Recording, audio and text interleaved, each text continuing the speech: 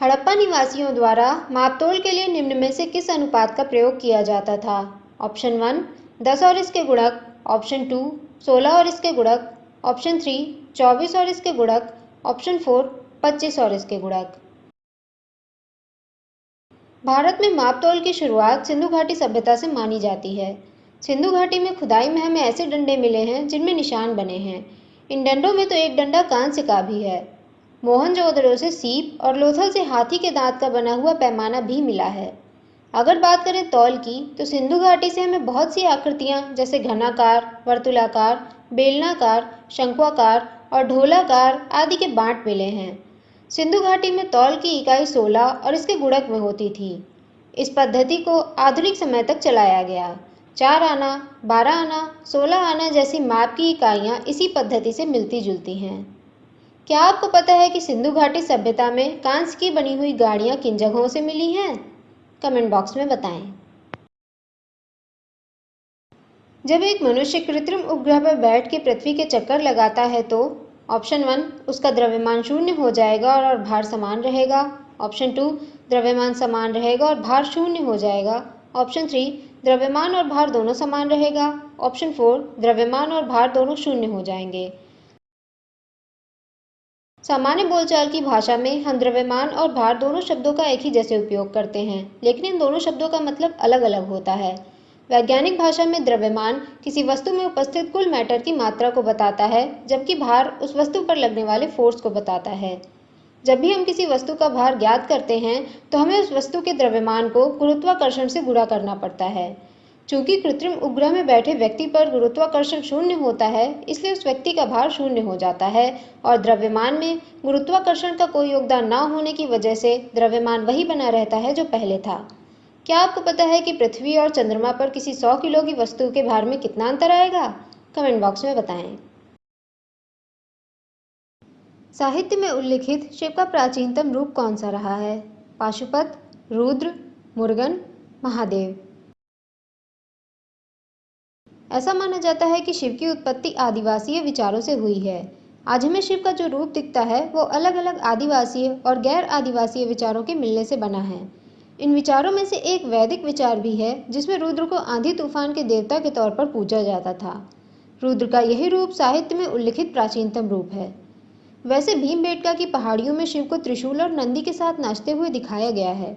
इसके अलावा सिंधु घाटी सभ्यता से मिली ध्यान लगाए हुए आदि योगी की मुहर शिव के कुछ प्राचीन रूपों के उदाहरण हैं।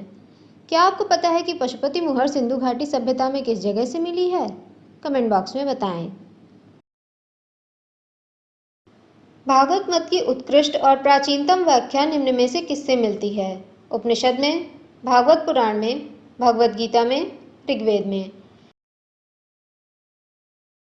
ऐसा माना जाता है कि सांख्य दर्शन के विकसित हो जाने के बाद लगभग ईसा से 4 शताब्दी पहले भागवत मत का उत्थान चालू हुआ। वेदों और उपनिषदों की रचना इससे पहले ही हो चुकी थी, इसलिए हमें भागवत मत के बारे में इन ग्रंथों से कुछ खास नहीं मिलता।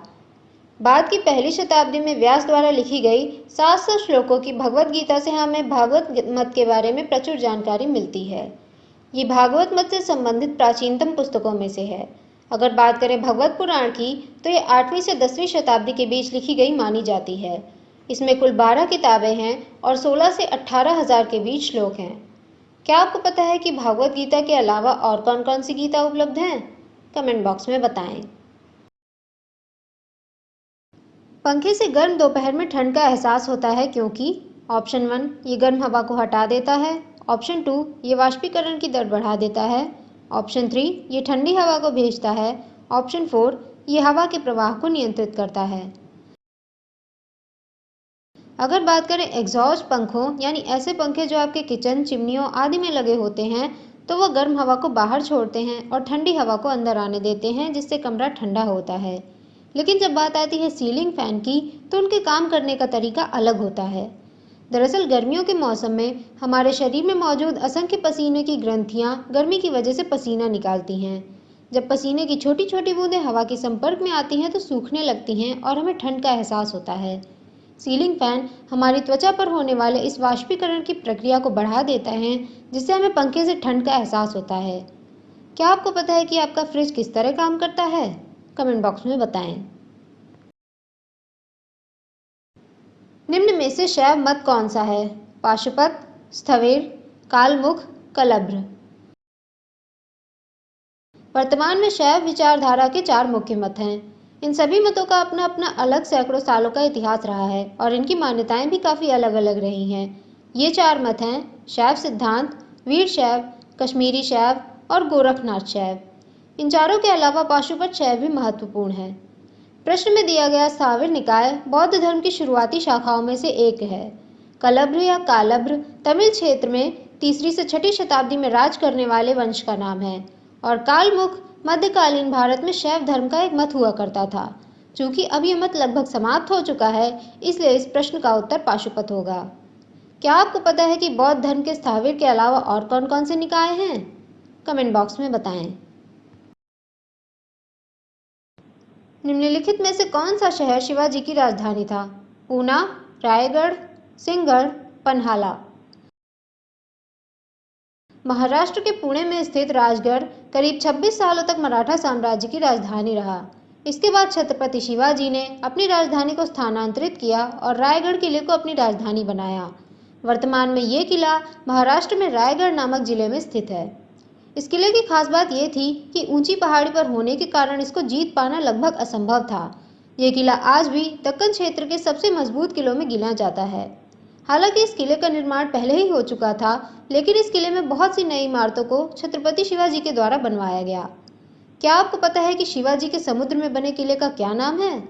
कमेंट बॉक्स में बताएं। चांद की सतह से 2 मीटर ऊपर हाइड्रोजन से भरे किसी गुब्बारे को छोड़ने पर गुब्बारा ऑप्शन 1 नीचे आएगा, ऑप्शन 2 ऊपर जाएगा, ऑप्शन 3 2 मीटर की ऊंचाई पर बना रहेगा, ऑप्शन 4 पहले ऊपर जाएगा लेकिन बाद में नीचे आएगा। कोई भी चीज हवा में तैरेगी या नहीं, ये 2 बातों पर निर्भर करता है। पहला गुरुत्वाकर्षण बल जो चीजों को नीचे खींचता है और दूसरा होता है वायुमंडल जो चीजों को नीचे आने देने से रोकने की कोशिश करता है। उदाहरण के लिए जब पानी भाप बनकर ऊपर जाता है तो पानी की बूंदों में बदल जाता है। इन पानी की बूंदों पर गुरुत्वाकर्षण बल और वायुमंडल का बल जहां बराबर हो जाता है, वहां पानी तैरने लगता है और इस तरह बादल का निर्माण होता है। चांद पर गुरुत्वाकर्षण बल तो है, लेकिन वायुमंडल ना के बराबर है। इसलिए वायुमंडल का विपरीत बल ना लगने के कारण यहाँ छोड़ा गया गुब्बारा नीचे आ जाएगा। क्या आपको पता है कि चंद्रमा के वायुमंडल में कौन कौन सी गैसें मुख्य रूप से मिलती हैं? कमेंट बॉक्स में बताएं। बच्चों को स्नेह दो, बड़ों और शिक्षकों को सम्मान दो, नौकरों से अच्छा व्यवहार करो। यह निम्न में से किसका कथन है? बुद्ध, कनिष्क, हर्ष, अशोक।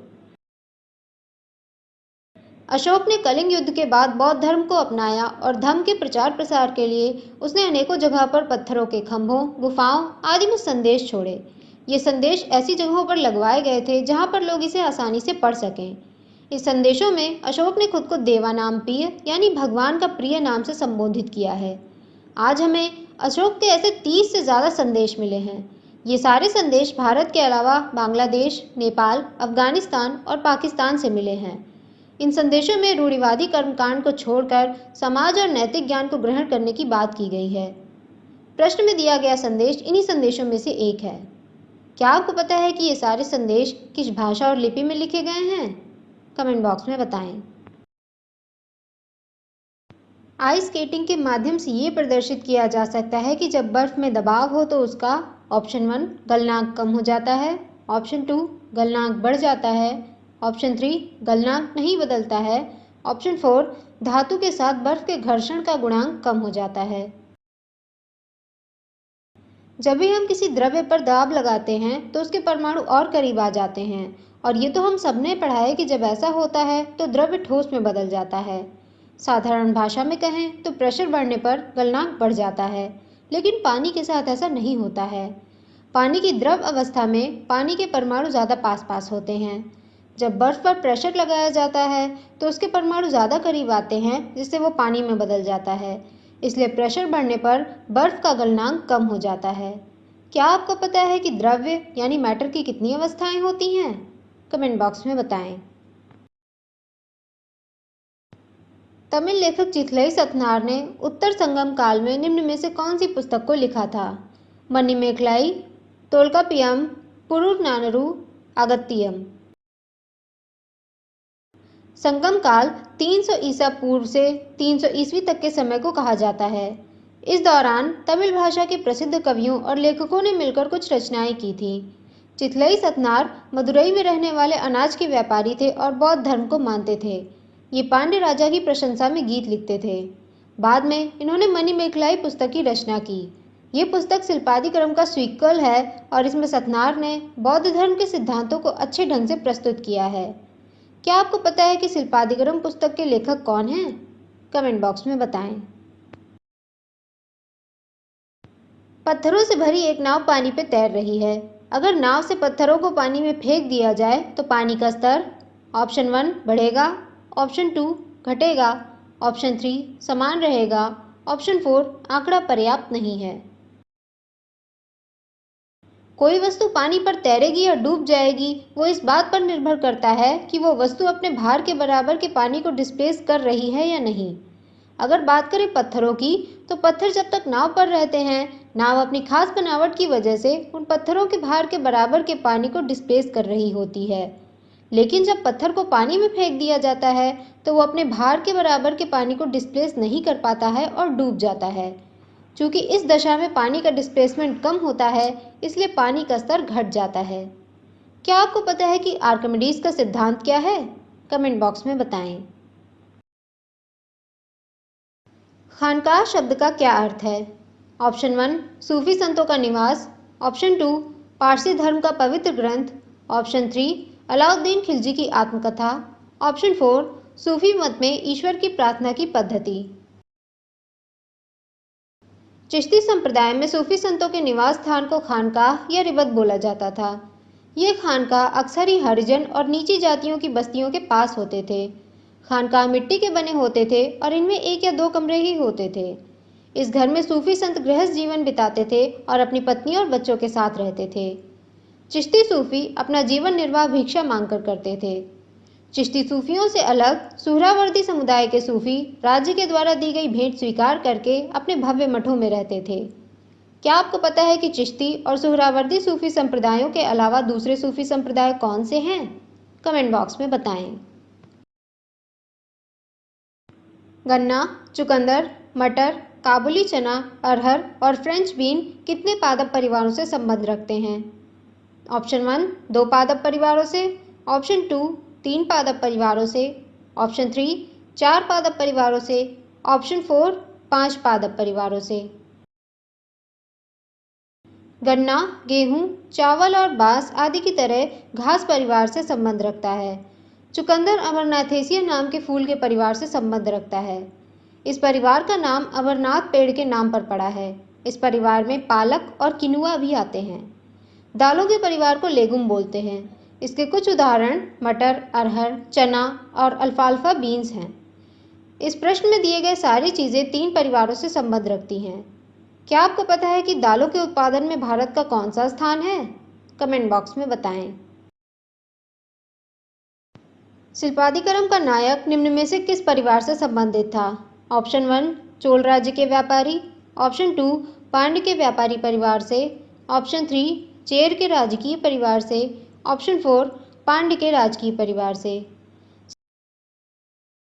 शिल्पादिक्रम की रचना इलांगो अडिगल ने 5वीं से 6वीं शताब्दी के बीच की थी। हालांकि इसके समय को लेकर इतिहासकारों में कुछ मतभेद भी है। 5730 लाइनों की इस रचना को पहला जैन तमिल महाकाव्य माना जाता है। इस महाकाव्य ने लेखक ने जैन मूल्यों के अलावा हिंदू और बौद्ध मूल्यों का प्रयोग करते हुए जनसाधारण की कहानी को बताने का प्रयास किया है। ये कहानी एक ट्रेजिक लव स्टोरी है जो चोल साम्राज्य के एक समृद्ध बंदरगाह से शुरू होती है। कहानी का नायक चोल राज्य के व्यापारी परिवार से आता है और अपनी पत्नी माधवी के साथ रहता है। क्या आपको पता है कि संगम साहित्य के प्रमुख ग्रंथ कौन कौन से हैं? कमेंट बॉक्स में बताएं।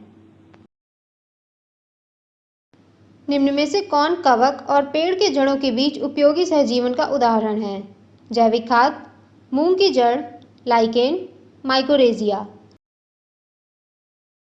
जब 2 अलग अलग प्रजातियां एक दूसरे के साथ रहती हैं और उनके करीब रहने की वजह से कम किसी एक प्रजाति को फायदा हो, तो ऐसे संबंध को सहजीवन या सिम्बायोसिस बोला जाता है। ऐसे संबंध में अगर दोनों प्रजातियों को फायदा हो तो उसे उपयोगी सहजीवन बोलते हैं।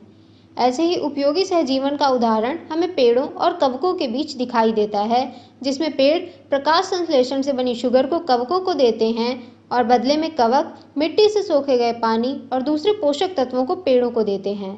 इस सहजीवन को माइकोरेजिया नाम से जाना जाता है। क्या आपको नकारात्मक सहजीवन के कुछ उदाहरण पता हैं? कमेंट बॉक्स में बताएं। बुद्ध का अर्थ निम्न में से क्या है? ज्ञान प्राप्त, धर्म प्रचारक, प्रतिभाशाली, शक्तिशाली। बौद्ध धर्म के अनुयायी किसी भगवान में विश्वास नहीं रखते। उनका मानना है कि गौतम बुद्ध कोई भगवान नहीं थे, बल्कि वो एक बहुत ही अद्भुत इंसान थे जिन्होंने ज्ञान, ध्यान और नैतिकता का प्रयोग करके इनलाइटमेंट प्राप्त किया। दरअसल बुद्ध शब्द का मतलब ही होता है ज्ञान प्राप्त या इनलाइटेंड। बौद्ध धर्म में केवल गौतम ही नहीं है जो बुद्ध हुए। शुरुआती पाली ग्रंथों में हमें 7 बुद्ध का जिक्र मिलता है।